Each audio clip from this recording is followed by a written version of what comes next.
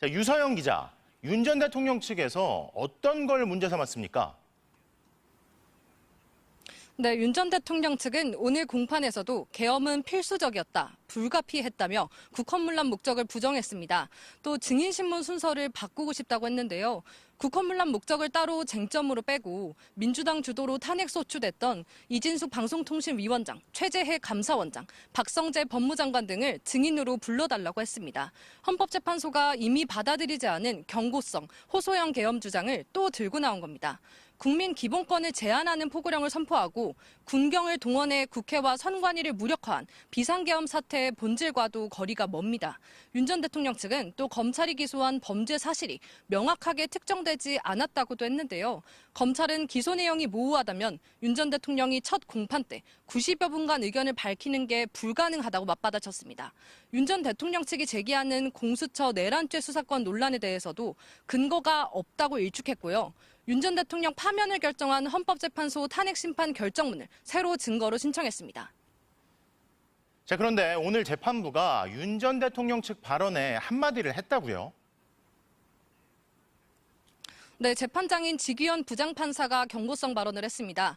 윤 전 대통령이 내란죄에 초점을 맞춰 법리와 논리를 세워놓고 재판을 해야 한다며 본질과 관계없는 증인신문은 필요 없다고 말한 게 발단이었습니다.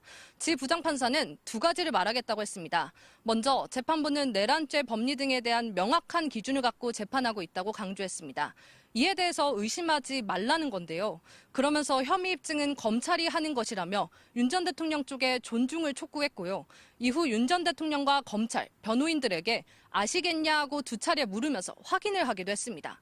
오늘 윤 전 대통령의 재구속을 촉구하는 탄원서도 재판부에 제출됐습니다. 군인권센터는 윤 전 대통령이 파면 이후에도 살아있는 권력으로 군림하고 있다며 그가 권력자로 행세할 수 있는 건 전례 없는 구속 취소 결정이 있었기 때문이라고 했습니다. 그러면서 10만 6천여 명이 서명한 탄원서를 냈습니다. 지금까지 서울중앙지법에서 전해드렸습니다. 재판 시작 3분 전인 오전 9시 57분. 윤석열 전 대통령이 서울중앙지법 417호 대법정문으로 들어섰습니다. 검사석과 증인석을 거쳐 피고인석으로 걸어가는 동안 변호인단 전원이 일어섰습니다. 짙은 남색 정장에 붉은색 넥타이를 맺고 머리는 빗어 넘겼습니다. 내란 우두머리 혐의 형사재판 피고인석에 앉은 윤 전 대통령 모습이 언론에 공개된 건 이번이 처음입니다. 첫 재판 때처럼 재판부와 가장 가까운 둘째 줄 안쪽 자리에 앉았습니다. 이른바 윤 어게인 신당을 추진한 김계리 베이철 변호사는 바로 뒷줄에 앉았습니다. 윤 전 대통령은 변호인과 짧은 대화를 제외하고는 줄곧 입을 다문 채 정면을 응시했습니다. 오전 10시 정각 재판부가 입정하자 윤 전 대통령은 일어서서 고개를 숙였습니다. 피고인석에 앉은 전직 대통령이 언론에 공개된 건 전두환, 노태우, 박근혜, 이명박 전 대통령에 이어 5번째입니다. 신청이 늦게 들어와 첫 번째 공판 촬영을 불허했다고 했던 재판부는 촬영을 허가한 이유를 직접 밝혔습니다. 국민의 관심과 알 권리 등을 고려해서 이전 유사 사안 준비와 마찬가지로 공판 개시 전에 한해서 법정 촬영을 허가했음을 알려드립니다. 촬영은 재판이 본격 시작되는 오전 10시 3분까지 이어졌습니다. 윤 전 대통령은 이후 증인신문 과정에서는 주로 눈을 감은 채 듣기만 했습니다. 첫 공판 때는 93분 동안 발언하고 검찰의 증인신문 도중 끼어들다 재판부 제지도 받았는데 그때와 좀 달랐습니다. 포토라인은 오늘도 없었습니다. 윤 전 대통령은 전직 대통령들과 달리 차량에 탑승한 채 지하 주차장을 이용해 특혜 논란을 이어주고 있습니다. 법원은 경호와 방호 문제를 이유로 들었는데 서울중앙지법 동문 앞에 모인 탄핵 찬반 시위 참여자들 20명 정도 그쳤습니다. MBC 뉴스 박솔립입니다. 내란 우두머리 혐의로 피고인석에 앉은 윤석열 전 대통령의 모습이 처음으로 공개된 오늘 재판에선 조성현 수방사 제1경비단장과 윤 전 대통령 측 변호인 사이에 날선 신경전이 벌어졌습니다.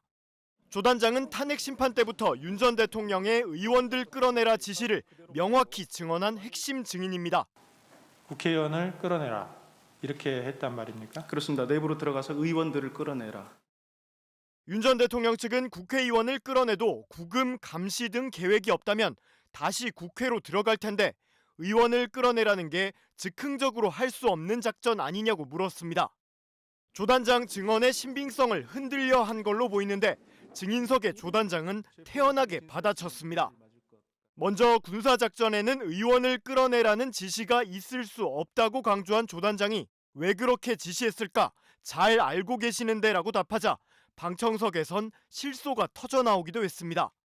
이에 윤 전 대통령 측이 그런 지시가 있었다 해도 증인은 25년 군 생활을 했는데 이게 가능해 보였냐고 묻자 조 단장은 거듭 불가능한 지시를 왜 내리는지 모르겠다고 받아쳤습니다. 이 과정에서 윤 전 대통령 측이 원래 기억은 점점 희미해지는 게 아니냐고 묻자 조 단장은 곧바로 특정한 기억은 점점 더 도드라질 수 있다는 걸 알았다며 물러서지 않았습니다. 윤 전 대통령 측의 비슷한 질문이 반복되자 조 단장은 재판부를 향해 같은 것을 말씀드려도 계속 질문한다고 항의했고 재판부가 증인 말씀에 일리가 있다며 정리에 나서기도 했습니다. 앞서 조 단장은 지난 1차 공판에서도 의원을 끌어내라는 지시를 받았다고 증언했고 당시 윤 전 대통령은 신문 도중 끼어들어 그 증인이 오늘 나와야 했는지 그렇게 급했는지 이해가 안 되는 부분이 많이 있다고 말한 바 있습니다.